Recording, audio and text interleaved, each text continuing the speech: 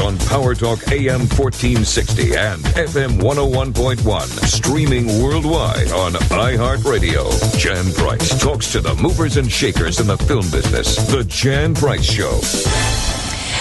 You're listening to The Jan Price Show, and my guest today is writer-director Bart Layton, and we're going to be talking about his brand new movie, American Animals, and I am so excited to talk to you about this, Bart. I loved your movie. I loved it. So welcome to the show. Thank you. Thanks for having me. Yeah, it's a pleasure. So let's just talk a little bit about your background. How did you get into into the film industry, and what made you decide to become a writer and a director? Well, my background is in documentary, really. I started off, I'm from the UK, as you can probably tell. I started off making documentaries for places like the BBC, and always sort of gravitated towards stories that I guess were sort of stranger than fiction. But obviously, there's something about true stories which have always had huge appeal. I mean, I think there are enough extraordinary true stories to not need to sort of make them up. And I think the thing about those true stories is, I guess they tell you a little more about human beings than fictionalized stories, you know. And I always, the last film I made was a film called The Imposter, which it was a documentary, and the number of people who would kind of raise their hands in Q&As and ask whether it was based on a true story was always sort of bewildering to me, because, you know, they just watched a documentary effectively. But I guess it was such a bizarre story, and if you haven't seen it, obviously I recommend it. I mean, I would say that. But, again, it's a story which is completely preposterous, really. It's one that if it was a work of fiction, you just wouldn't believe it. And there was something about this story, which is what, American Animals is based on, which is also, I guess, also sort of conforms to that idea of, a true story, which is sort of stranger than fiction. And those are the stories that I guess I've gravitated towards. And I never went to film school. I guess I learned by, shooting and producing and directing. And when you make documentaries, you tend to do a bit of everything, and a lot of the things that I guess I did to begin with were things that, I made documentaries in prisons in Latin America and places that once I got there, I guess I realized that there were places where we were incredibly lucky to have access to shoot documentaries. But when I was there, I sort of realized that actually we could shoot drama there as well. And so I started making this crossover between documentary and drama and sort of mixing the two genres together in, I guess, unconventional ways. And what came out of that was something that I guess felt very different. It felt like something you hadn't quite seen before. And I suppose American Animals is an extension of that idea of how do you tell a true story in a way that is not a documentary, but it's not just a simple fictionalizing of the story. So hopefully that's the kind of potted history. And we're going to really get into a lot of detail about American Animals, but I do want to backtrack a little bit and talk a little bit about The Imposter, because you won a BAFTA award for Outstanding Debut on that movie. Can you tell us a little bit about that film? Yeah, sure. It's so again, it's a true story of a young boy who went missing at the age of 13 from San Antonio, Texas, in the late 90s. And he was missing for close to 4 years, and then he turned up. His family received a message from the American consulate in Madrid saying that the boy had been found, and he was in an orphanage in a small village in the south of Spain, which obviously is thousands of miles away, right, on another continent. And, and as you can imagine, the family was completely shocked and, obviously bewildered and excited, I suppose, at the prospect that their family member had been found after all of this time. And I think they believed that they were never going to see this child again, and by which time he would have been 17 or 18. And obviously, as the title of the movie suggests, when they brought... What happened is they went to Spain. One of the family members went to Spain and identified that child as their family member and brought him back to San Antonio. And gradually, things started to seem... he was obviously very different. But he also appeared very different. And and as things unravel, and it's one of those movies which I think really benefits from you knowing as little as you can when you go into it. But obviously, he wasn't the person that they thought he was. And again, that was a story that I read about, and then with documentaries, you tend to try and go to the horse's mouth, and so I made contact with both the guy who was the imposter and also the family, and really, it's really a story about a deception, but it's equally a story about self-deception. I think it's as much about the things that we need to believe, or that we convince ourselves are true if we need to believe it badly enough. And again, it was one of those very, very, one of the most extraordinary true stories I'd ever come across.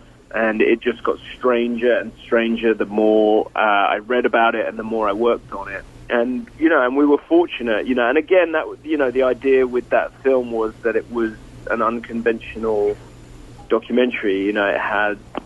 It played with the form in a slightly different way, and it was successful. It ended up becoming, it was a big movie in the UK, and we were very fortunate to win a bunch of awards and stuff.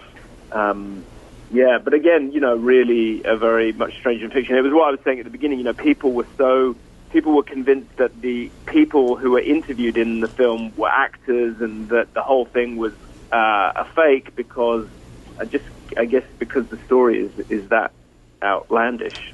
It sounds like a fascinating movie. Where can people see this now? I believe, it was in the cinemas several years ago, and I believe it's on Netflix in the US. I might be wrong about that. I know it can be bought on iTunes, and but I think I'm right in saying it's on Netflix. Okay, well, we will look for it for sure, because it sounds like a really fascinating film. I loved then with American Animals. How did you get it? And we'll go in a little bit about what American Animals is about. But before we do that, how did you get attracted to this material? It was a sort of similar process to the one with the imposter, which was that I read the news story of this kind of unbelievable heist. It was a robbery in which the target of the heist or the theft was a series of the most valuable books in the world, and which seems like an unusual, sort of centerpiece for a robbery. And these books, for people who are, a lot of people will be familiar with them. One of them is The Birds of America by John James Audubon, which I think is still one of the most valuable books on the planet. And there was an original copy of Darwin's Origin of Species. And that was intriguing to me, and the more I read about it, the more kind of absurd and outrageous the crime appeared to be. But one of the things that really was intriguing, I guess, was the fact that the people who committed the robbery were universities, and they were all fairly well-educated. They were all seemingly from very good families. They were relatively privileged, upper-middle-class young men from the suburbs of Lexington, Kentucky. And the books which they planned to steal, were in the special collections room of the university that one of them attended. And the more I read about it, the more it just seemed kind of bizarre. And what seemed incredibly bizarre, apart from the fact that there was such an unusual group of criminals, was the fact that they ever could have thought that they would get away with it. And yeah, so the more I read about it, the more kind of bonkers the story became. And I guess, again, going back to my kind of documentary roots, I decided to try to make contact with the guys who at that point in time were, and this is a big spoiler, but at that point in time they were a long way into a very long prison sentence. And so we began exchanging letters, and I guess the thing that I was trying to understand from them when I was writing to them was just the why of it. Like, why would you do this why would you attempt this unbelievable thing, unbelievably foolhardy and kind of like, I guess, misguided thing when you had so many opportunities available to you. Exactly. And so we began this sort of weird pen pal correspondence in which they wrote me these really honest and really surprising letters about their motivations. And so I began to write a script based on what they said in their letters. And that was the beginning of it. When we come back from these brief messages, we're going to continue this line of questioning. You are listening to The Jan Price Show, all about movies, on Power Talk 1460 and 101 FM. Like The Jan Price Show on Facebook. Check out thejanpriceshow.com. And also search for The Jan Price Show on iHeart Podcast on powertalk1460.com. The Ozio Theater in downtown Monterey is now open every day, showing independent and foreign films. The Ozio Theater has new concession offerings, including beer, wine, hard cider, and their homemade Lush Slush. You can now schedule private event screenings for community charity events, birthdays, anniversaries, or just a fun gathering of friends. For more information, visit the Ozio Theater online at oziotheater.com. Garnet Lash Studio, located in Monterey and San Diego, offers the best lash artists in their cities. Each lash artist is trained and endorsed by Garnet Lash Academy. Training includes lifetime access to online modules and videos, a toolkit, and discounts on the best tools available. To book an appointment, go to garnetlash.com. For information on training, go to garnetlashacademy.com. Be sure to check out what their customers have to say on Yelp by searching Garnet Lash Studios. Tired of looking at your worn wood floors? Mr. Sandless can bring them back to life again. That's right. It's Mr. Sandless, the no sanding solution to beautiful wood floors. Mr. Sandless is clean, efficient, contains no harmful chemicals, and is certified green. Mr. Sandless refinishes all hardwoods, softwoods, engineered flooring, and laminates. Most jobs are completed in one day with no cleanup required ever, with virtually no odor, and is safe for pets and kids. No need to move out or even leave the house. Mr. Sandless is the company that invented Sandless Refinishing and is the largest floor refinishing company in the world. Over 120,000 happy customers, guaranteed adhesion, guaranteed satisfaction, and a 5-year warranty. Call Mr. Sandless today at 831-747-7476. That's 747-7476. Or MrSandless.com. That's MrSandless.com.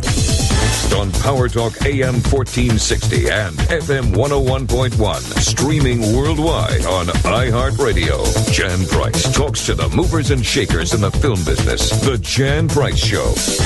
We are back, and my guest today is award-winning writer-director Bart Layton, and we're talking about his brand new movie, American Animals. So, Bart, when you were writing back and forth with these young men, what did you discover as far as what their reason for trying to pull off this incredible heist? Yeah, that was the sort of that was the surprising bit of it, because I think when I first read about the story, I thought, wow, it's a great story, it's a fun yarn, everyone loves a heist movie. But it wasn't until I received these letters from, and there are 4 of them involved, and they each wrote to me with very kind of different reasons for doing what they'd done. And what was surprising was that not all of them talked about, or in fact few of them talked about money being the main driving kind of force in their decision to do what they did. One of them, who is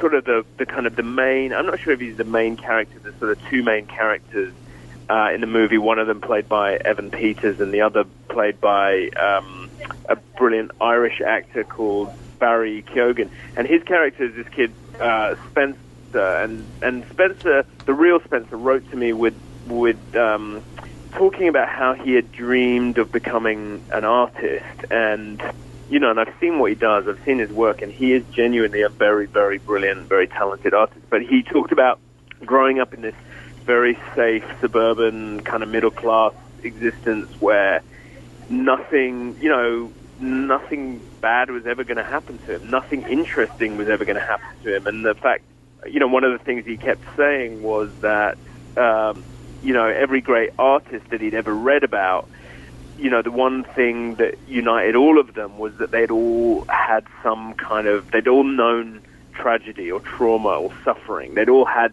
something happen in their lives that had given them something, I guess, worth making art about, or had given them a story to tell. And you know, and he talked in his letters about feeling that he was never gonna have anything to say with his art, that he was never likely to have an experience, that his life was too kind of bereft of kind of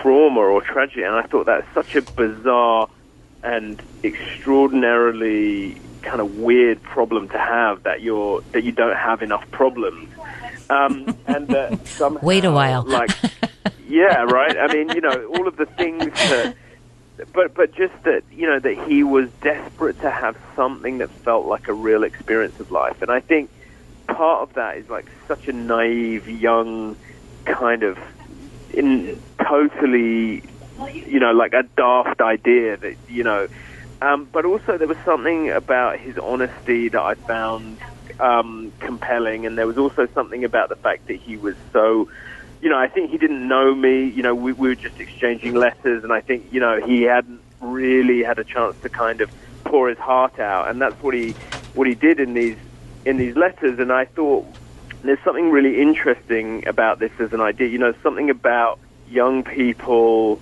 laboring under this pressure to be interesting and to have, you know, a so-called interesting life. And, you know, and that was something that Warren, you know, real Warren, who is played by Evan Peters, who's absolutely amazing young actor, I think is going to be a big star. You know, but the real Warren also talked about this thing about having kind of been brought up to believe that he was going to be special in some way, that his life was going to be interesting, that he was going to be interesting, and that gradually there's this dawning realization that actually, you know, most of us aren't special, and we're not going to be extraordinary or remarkable or leave a mark on the world. And a lot of that was what was motivating this thing, which I think started for them as like a fantasy. You know, one of them described it as like their version of Fight Club, you know, that it was this secret, you know, as they started planning this robbery, it was like this amazing secret that they had that sort of separated them from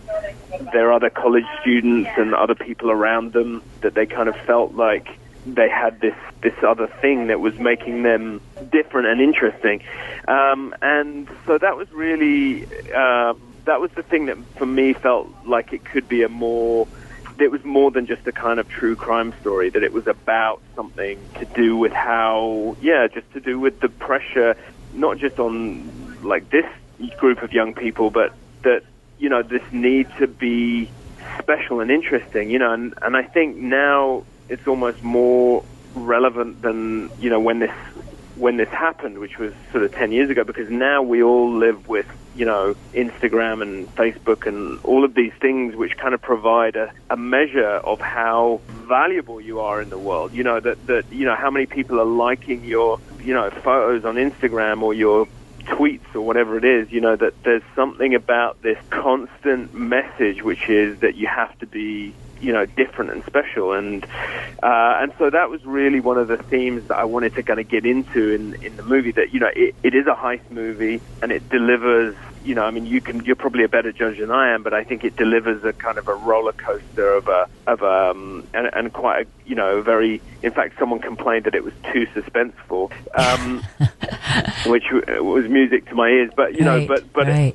Underneath that, it's also about this question of like the need to leave a mark on the world, and that I think was one of the big motivating things. Like, I'm not sure that they ever even thought they were going to go through with it, and if they did go through with it, I'm not sure they believed that they were going to get rich and kind of sort of walk off into the sunset. But what they wanted to do was they got to this point. It was like a crossroads, and one of those roads led to what they saw as a kind of predictable future of kind of suburban, getting a job, getting a house, getting a car, getting a wife, which isn't true, but in the way they saw it, that was what was going to happen. And the other path, which was committing this robbery and seeing what was going to happen. It was like a kind of existential game of like roulette, that they were going to see what was going to happen. And they got to this point, I think, where that need to know what was going to happen if they crossed the line into doing this thing. And they're not criminals. The way they were planning the robbery was by watching all these heist movies. I know. And if they'd watched them closely enough, they probably would have realized that most of them don't end well. Right. But so that was it, and I was so struck by it, and it felt like a kind of a really pertinent story, of this really lost group of young men who were searching for an identity, but like in all the wrong places. That makes sense. It does, and what I loved that you did, and maybe there's been other films like this. I'm not aware of any, but doing it as in a way as a documentary, and then as a movie, and intertwining the two, where you have the actual 4 young men who perpetrated this heist in the film. And you're interviewing them, and then you interchange with the actual film. At what point, what made you decide to do that? Because I really thought it was brilliant, to be honest with you. I thought it was just brilliant the way you did it. And I was just curious as to how did that idea come to you, and why did you decide to do it? Yes, great question. I guess the idea came probably because, of having a background in documentary, but also that thing of like, when people watch a documentary, they are, and particularly if you watch one in the cinema, people are often so emotionally engaged in a way that I think is much harder for a fiction film to do, because most of us we get immersed in the story, but in terms of the characters, we kind of often we know that it's not real. We know that these are actors. We know that the consequences don't really need to affect us because it's movie world and it's safe, and I thought there was something about this story partly because they were obviously influenced by movies, but also because the real guys were so kind of honest and human that I thought if there's a way to include them in the movie,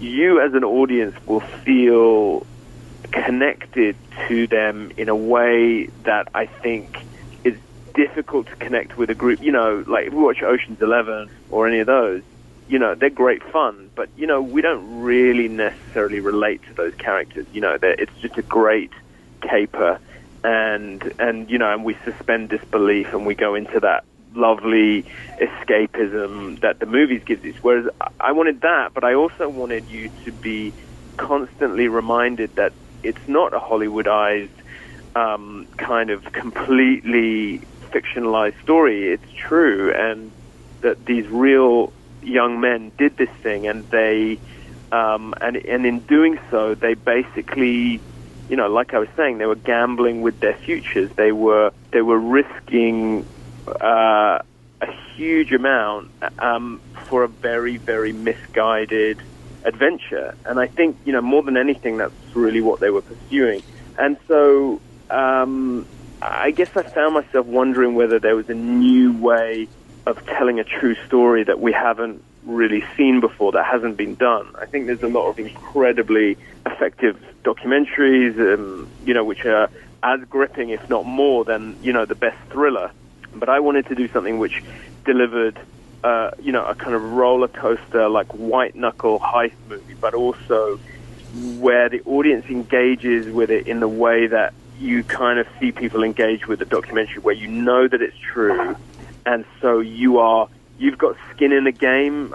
Do you guys have that expression? Yes. Where you're like totally, you're like, you are, rather than watch, we all know the difference when you watch a movie and you're kind of objectively, you're enjoying it and you're watching it, and the difference between that and when you are participating in it, when your like pulse is racing and you feel, a deep connection to the characters, even though these characters are morally very confused and making bad decisions, and but yet we still relate to them. And I think without having had the real people in the film to kind of, so you look at them and you see what kind of human beings they are, that maybe they were incredibly foolish, but they weren't intentionally bad people, that they weren't criminals, and that they were more just misguided than anything. Exactly. And I think it changes your experience of the film a little bit. It totally does. It totally does. We're going to be right back after these brief messages. You're listening to The Jan Price Show, all about movies,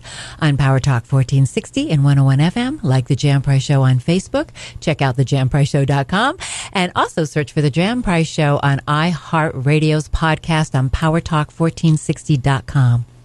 Have you ever dreamed of doing commercials or movies? Your dream starts with a desire. And if you have a desire to do commercials and feature films, we want to know about you. We're Moco Film, one of the Genesis companies that includes VoiceJock, a major provider of TV commercial talent to TV stations throughout the nation. Registering is free. Just go to mocofilm.com and fill out the information. That's MOCOfilm.com. You'll become part of a large talent bank available to producers. Go to mocofilm.com today and start living your dream.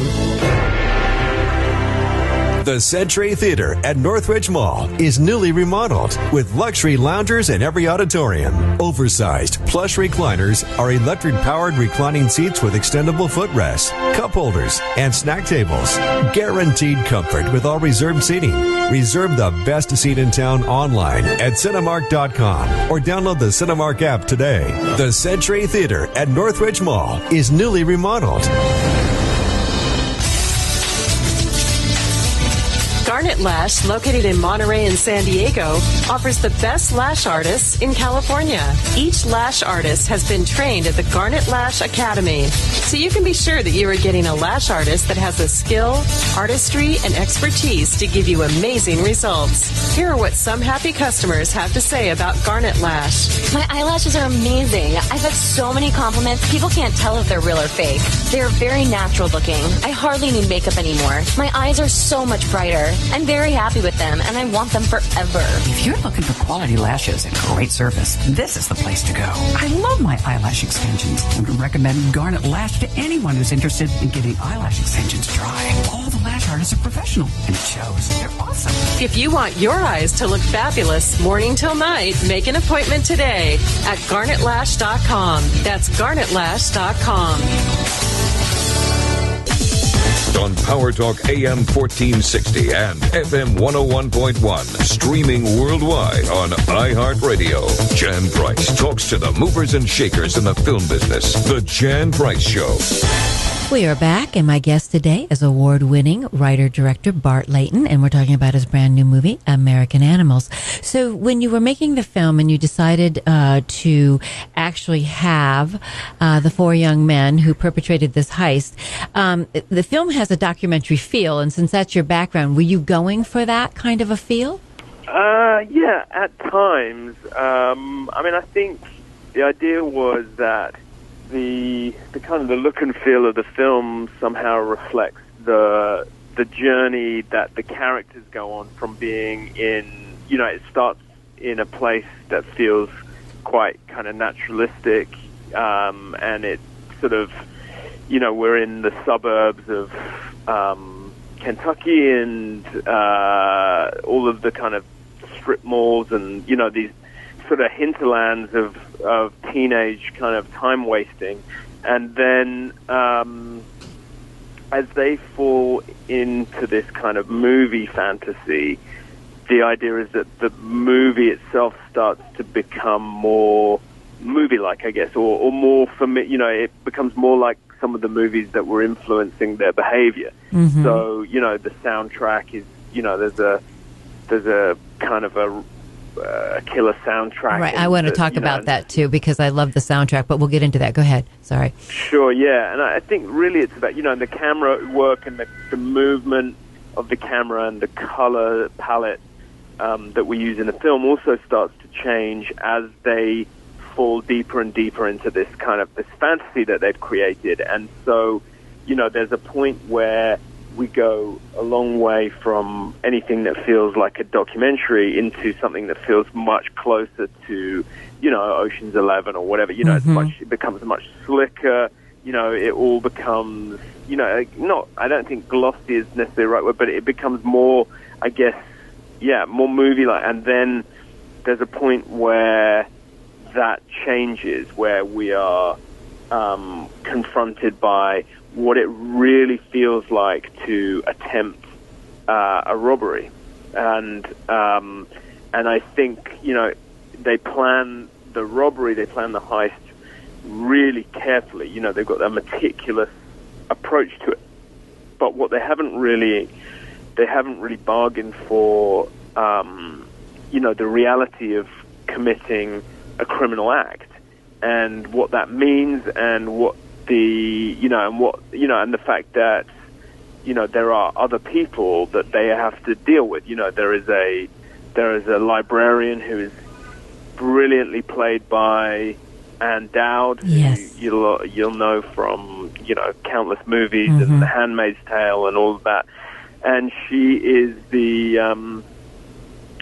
thing that's standing between them and getting these incredibly valuable books. And I just don't think, I think in their minds they haven't really bargained on what that means to have to deal with someone. Are they going to take her captive? Are they going to tie her up? How are they going to deal with that? They haven't really figured on, the reality. In their minds, it's Ocean's 11, and in reality, if you commit a violent crime or any kind of crime, it's very, very different. If you're not cut out for it, if you're not a criminal, then what does that mean? How do you behave? And what happens to you after you've done something that you should never have done? And that's, I don't want to give too much away. No. But I think it goes to, it operates on many levels. There's the level of the heist, and I hope you'll agree that it delivers on that promise. But it also then gets into some much kind of more powerful stuff after they commit the crime, and how do you live with that and all of that sort of stuff. And then how do you get rid of the books the artwork? I know. I mean, there's so many things. The tension is palpable in this film. I mean, you build it up and you build it up, and you're kind of like, your hands are sweaty when you're watching it, wondering how is this going to turn out. And as much as they thought they had prepared for this, I think Warren Lipka, he was the artist, right? No, he's the lunatic. He's the bad influence. Oh, he's the bad influence. Yeah, Spencer is the artist. Okay, so Spencer, you get the sense he really didn't think they were going to be doing this. Yeah, I think that's right. Anytime he wanted out, and he was trying to figure out. I think it seemed like from the who played Spencer in the movie. Say that again. Sorry, Jen. What actor played Spencer in the movie? It's an Irish guy, although you'd never know that he's Irish because his accent is flawed. It's called Barry Keoghan, who you might have seen is in Dunkirk. Yes, yes. I knew I'd seen him. Most recently was in The Killing of the Sacred Deer, which yes. If you haven't seen, I really recommend. Okay, all right. right? So yeah, he was, but his character, I mean, you could just see that he didn't really want to do this at all and was hoping it was never going to happen. And yet you didn't get it from the other two as much. Warren definitely was, all in, and he was driving it. But what I loved was the different perspectives that you presented with the real the real perpetrators, Warren and Spencer and Eric and Chaz, that they were, I guess, interesting how all of them intertwined and why each of their reasons for doing it. But definitely Warren was the ringleader on this, and I loved how you showed that. But the difference in the story, because each one of them had different recollections of actually what happened. That was interesting. Did that come through when you were when you were writing back and forth with them, that you realized each of their stories were a little bit different, so that was something you felt you really needed to highlight? Yeah. The thing about memory is that memory is pretty unreliable as well. I think we all want to think that we can rely on our memories as almost like a kind of photographic kind of sort of document of events that we witnessed, but actually, truth is that often it's just not as reliable as you think it is, and also. What was interesting when I was interviewing them was that they remembered the same exact incident very differently. The details of it, the location of it even was different, and that was something that I wanted to sort of explore in the film. That either you choose one version and you dramatize that because it's more sensational, or it's more kind of, visually it's more interesting. Or in this case, I was like, well, maybe what if we show both versions? And what if we explore the idea of, not just them being unreliable narrators, but memory being pretty unreliable as well. And so, yeah, that was one of the things that, so there were certain scenes that I shot in two different ways, a conversation that happens between them across two different locations. And again, the idea is that you're bringing the audience into the whole, you're bringing the audience into the idea of, into the conversation about how movies get fictionalized, how stories get fictionalized. And I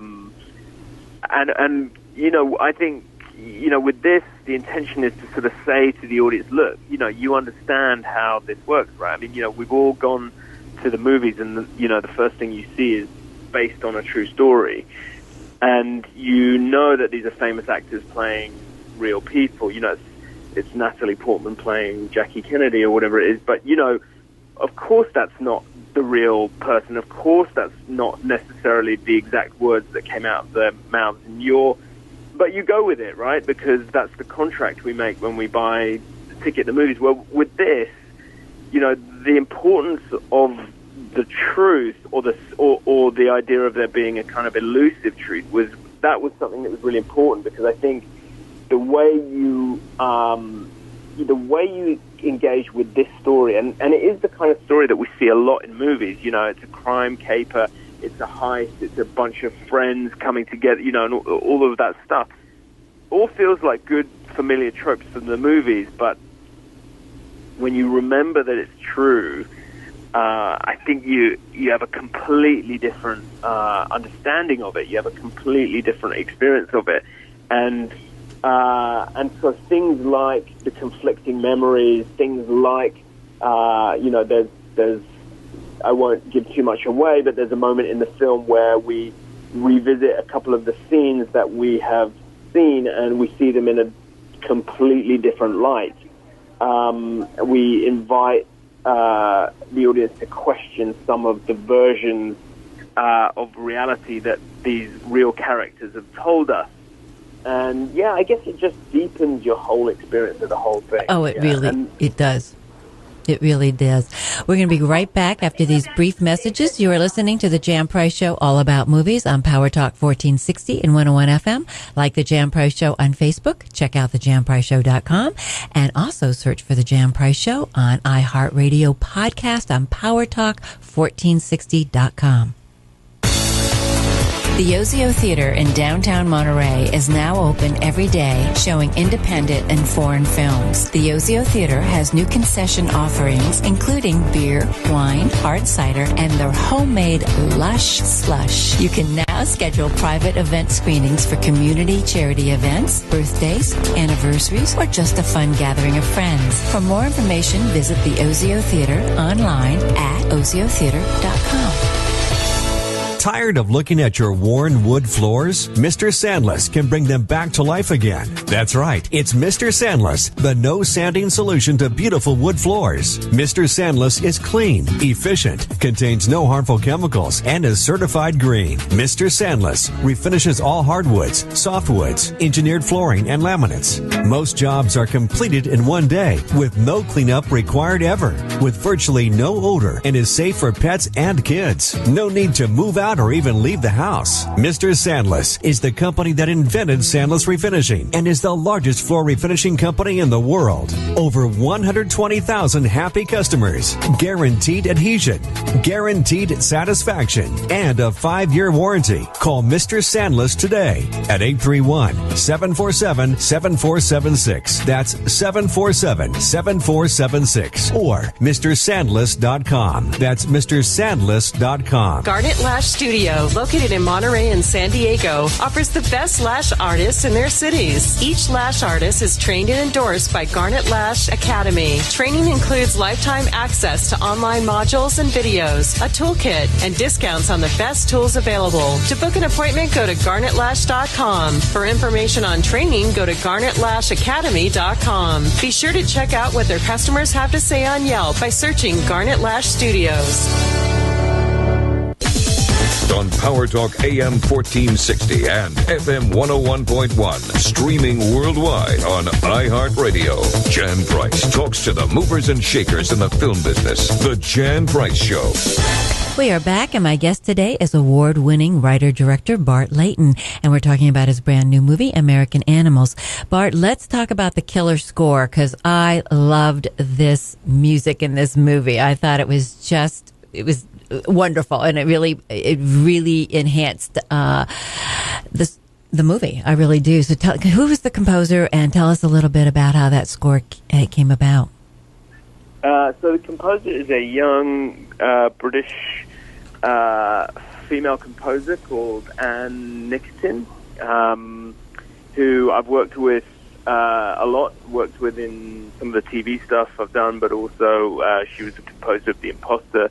And she's just a phenomenally, classically trained, but phenomenally talented composer who works, and with this we had quite an eclectic mix of stuff. There's some which is very modern and it's kind of electronic and it's pulsing and very dynamic, and, it's really like a kind of, I'm trying to think of what to compare it with, but it's a very pulsating score at times, and then other areas it's a little more orchestrated. We recorded it with the London Contemporary Orchestra. We actually recorded in Abbey Road Studios, where most of the Beatles albums were recorded, and that was fun. And it's a big score at times, and then it's also operates in a slightly more pared back, more in sort of. I mean, she'd be a great person for you to talk to anyway. She's just very, very clever woman. And we talk a lot about the emotional kind of content of all of the different scenes. What is what's really happening, what's it about. And so, yeah, there's that. And then there's a lot of commercial kind of music in it. There's the Doors. There's an amazing song from the Doors in it. There's a whole load of different tracks. In fact, I've just learned that they're going to release the soundtrack to the movie There's a whole bunch. There's everything from kind of hip hop music to, you know, a lot of kind of 60s. There's a Rodriguez track on it. I guess, you know, for me, music is such an incredibly, it can be used a little too liberally. I think often it can be used to sort of direct the audience's emotions in a way that probably is a little heavy-handed. And I think, you know, with this, you know, that wasn't something we wanted to do. But I think some of those commercial tracks helped to give it an energy and kind of, you know, and it's interesting, you know, that's been one of the things that, as it's been screening at different film festivals and stuff, I've had hundreds of people writing and asking, like, what was that track? I didn't recognize it. What was that? You know, so there's a lot of music that you won't, probably some tracks you won't have heard before, and some that are more familiar. And yeah, it's sort of eclectic, and you know, it's all, the starting point is always, you know, what is the emotional kind of imperative? What's the emotional value in the scene or in that moment? And then the music is very much kind of pegged to that. Well, it worked really well. It really just, as I said, it just made the movie even richer, and it's a great movie. You premiered, did you premiere it at the Sundance Film Festival? Yeah, we did. And then, how was that? I was at the Sundance Film Festival. I did not get to see your movie there, but there was a lot of buzz going around American Animals, and then you got picked up. I mean, so first, talk a little bit about your experience at Sundance, of it, to get picked up by the Orchard, and also it was the very first film that MoviePass Ventures also got involved with. So tell me a little bit about that experience. Sure, yeah. So I've been there with my last film, The Imposter. So I had some idea of what to expect. This film is obviously, it's bigger, and it's, I guess, more. Yeah, it's a whole other thing from, you know, being there with the documentary. It's a sort of bigger, more. I guess there's a lot more exposure, and we were on. I think we were on the first day, and we premiered in the Eccles, which is just very.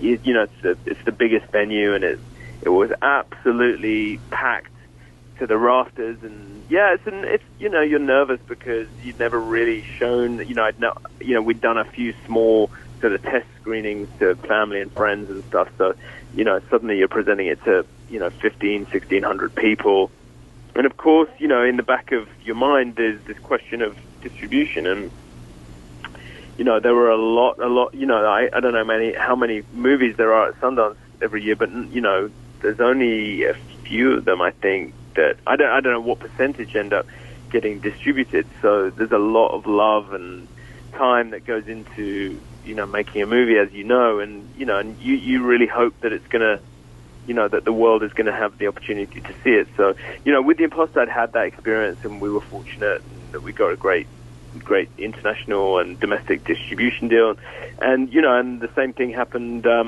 this time around as well. But what was interesting was that you know, there were a lot of, you know, we had a lot of options, but it was interesting to meet with the folk at MoviePass, because for me, you know, I guess one of my, you know, as a filmmaker, you really make, you know, when you set out to make a movie, and I've worked in TV, you know, I have a lot of, you know, I have a production company in the UK, and we make a lot of TV stuff, but you know, if you set out to make a movie, you want it to be experienced in the theater. You know, it's a very different experience. I agree. You know, watching something in the cinema, right? Right. And so, you know, what I didn't want to happen was to do something that would then see a very limited theatrical life, and then, you know, end up in streaming or whatever. And the exciting thing about MoviePass is that, you know, that they are all about the theatrical experience. You know, they're all about the cinema and driving more and more people towards the cinema, which for me is what it's all about. I agree. There's a magic to the cinema. So yeah, so it was great, and they were all very, you know, the folks at the Orchard are incredibly passionate. You know, they are people who love movies. Mm-hmm. their kind of, that's their reason for being. Of course, you want to make money, and but they're very much about finding movies which are unique and presenting them so well. And then MoviePass felt that for their first ever venture into distributing or getting behind a movie, that this was the movie that they felt they passionately wanted to be associated with, and they were very aggressive is not the right word, but they were very proactive in making it happen. So they put the combination of those two very kind of exciting outfits. Yeah, they put a very compelling pitch together, and so it was fun. I mean, Sundance is just wild and it's great, and I didn't get to watch a whole load of movies. You end up doing a lot of press and you do a lot of stuff, and and then you're wondering what kind of a deal is going to be done, and so it's not like just a pure it's not pure fun. Once it's all done and you're a little bit further into the movie festival, you can relax a bit more and start to enjoy it. But the beginning is often kind of nerve-wracking because you wait for the reviews to come out, and that comes, less than 24 hours after you've screened the film, and mostly it's like Variety and Hollywood Reporter. And we were fortunate in that we got, incredible critical reviews, so that obviously helps with your chances of getting a good distribution. It definitely does. It definitely does. We're going to be right back after these brief messages. You are listening to the Jan Price Show, all about movies on Power Talk 1460 and 101 FM. Like the Jan Price Show on Facebook. Check out thejanpriceshow.com and search for the Jan Price Show on iHeartRadio's podcast on powertalk1460.com.